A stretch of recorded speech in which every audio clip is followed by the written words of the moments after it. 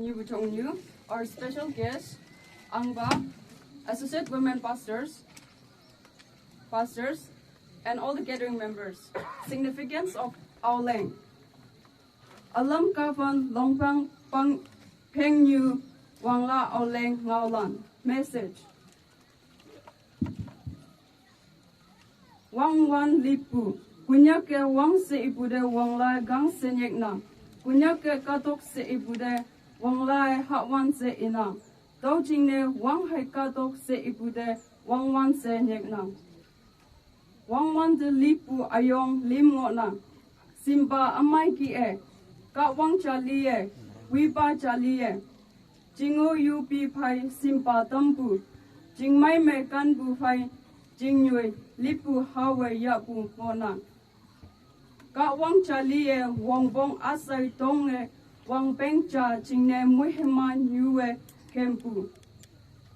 Pumai Wimpu like fasting ki e ngona. Wipa ne ya e wipa tuilak lipu hawe wang wana tuina. Wang wan ne wang lae pongluk senye pu yanang. Ao Leng akung wang bu ngaulan. Awang ne punyak Ao Leng akung wang buwa wang lae wang yangki.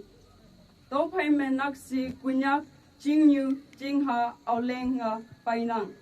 Hapui jini puchin me ke yu kaye punyak Ao Leng nga 1 to 6 April mong me mojo se iyang e tuman punyak jing yu jing ha jam se monang.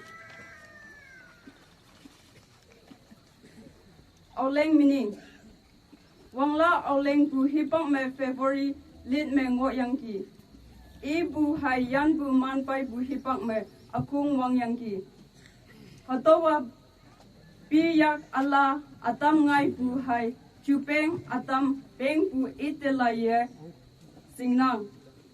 Ao Leng me mata songning nok new nokha anne tuita yang pai sekolah ne nyu hai pa de I sie hawe hingho ya chai tam pa bungo na. Wang Peng Cha mong me li bulan asai pai matkap ngau iyang e imanya ha pai ai mong yung buyong olak jingne akim pa yan ngau Ao Leng hipang me mangchong me ngau na. Ao Leng hipang me natan lan ne nyui nok fong mong bu siko nai na.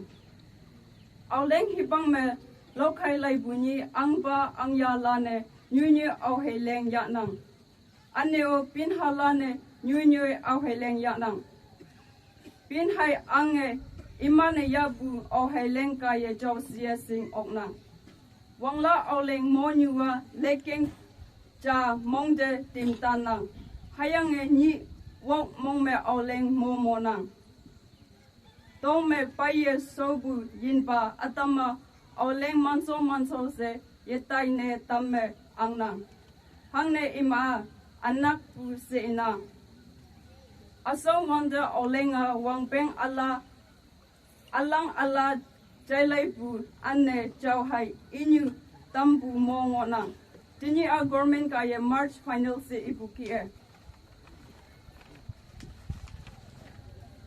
Ao Leng hem jing song bang ka hak kai na chong bang hian hai win wana tuk mo om tai tong. Kai phuang lap zu chong to lai hing to so la mai tong o gangwan. Tikha yang ya yellow wang hai zui chama. Kagangwan zu la wang jing so jaya mo wai lang.